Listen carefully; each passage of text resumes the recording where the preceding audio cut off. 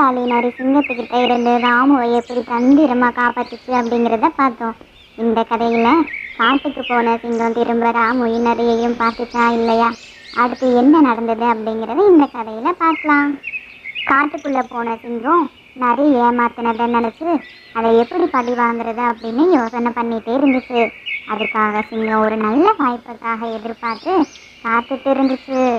ராமு வீட்டில் இருந்து விறகு எடுக்க காட்டுக்கு போகிறதுக்காக ரெடியாகிட்டு இருந்தார். ராமு நேற்று காட்டில் நடந்ததை நினச்சி ரொம்பவுமே பயந்தார். ஆனால் விறகு எடுக்க காட்டுக்கு போகிறத தவிர ராமுவுக்கு வேறு வழியே இல்லை. சீக்கிரமாக வேலையை முடிச்சுட்டு வீட்டுக்கு வந்துடணும்னு ராமு முடிவு பண்ணார். அவருடைய மனைவி மீனா ராமு கிட்ட சொல்கிறாங்க, எச்சரிக்கையாக இருங்க ராமு, அதிக நேரம் காட்டில் இருக்காதீங்க, பார்த்து பத்திரமா போயிட்டு வாங்க.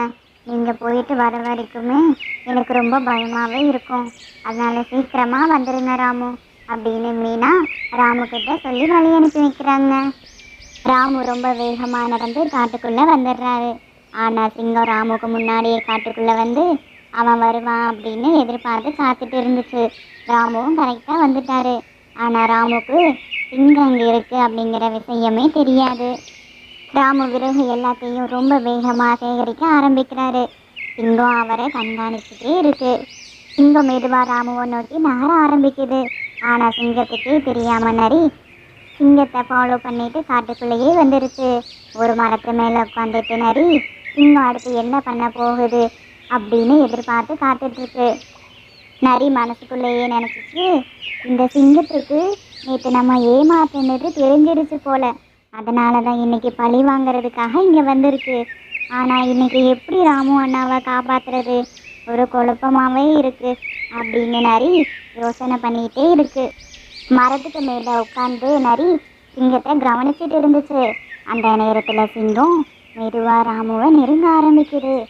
ஆனால் நரி சிறிதும் தாமதிக்காமல் உடனே ராமு கிட்ட போகுது. நரி ராமு கிட்ட, ராமு அண்ணா, இன்றைக்கும் சிங்கம் உங்களை சாப்பிட்றதுக்காக இங்கே வந்திருக்கு, ஆனால் பயப்படாதீங்க, என்கிட்ட ஒரு ஐடியா இருக்குது, இதைப்படி நீங்கள் நடந்துக்கிட்டா இன்றைக்கி சிங்கம் உங்களை விட்டுரும், சாப்பிடாது, அதனால் பயப்படாதீங்க அப்படின்னு நரி ஆறுதலாக ராமு கிட்ட சொல்லிட்டு இருக்கு. ராமு சிறிது நேரம் யோசனை பண்ணிட்டு ராமு சத்தமாக சொல்கிறாரு, நரியாரி, எங்கள் அரசருக்காக வேலை செய்வது எனக்கு ரொம்ப மகிழ்ச்சி.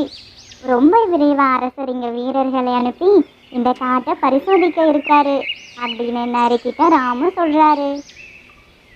ராமு சொல்கிறத எல்லாத்தையும் கேட்டுட்டு இருந்த சிங்கம், என்ன வீரர்களா, வீரர்கள் எதுக்காக இங்கே வராங்க அப்படின்னு குழப்பத்தில் அடுத்து ராமு என்ன சொல்ல போகிறான்னு எதிர்பார்த்து காத்துட்டு இருந்துச்சு.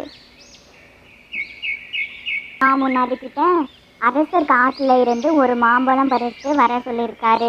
நான் சீக்கிரமாக எல்லா விறகையும் எடுத்துட்டு மாம்பழத்தையும் பறிச்சுட்டு அரசர்கிட்ட போகணும்.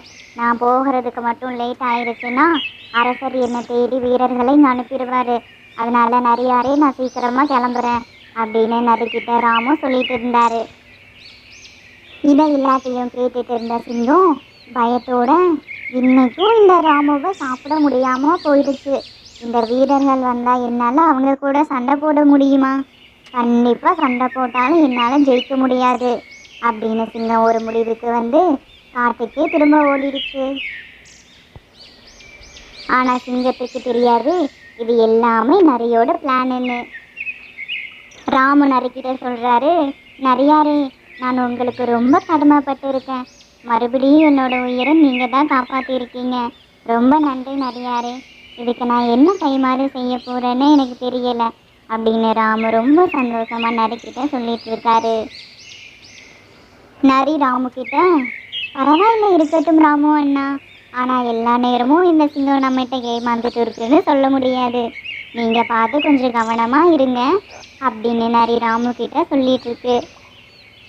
ராமு எல்லா விறகையும் சேகரிச்சுட்டு ரொம்ப சந்தோஷமாக கிராமத்துக்கே திரும்பி போகிறாரு.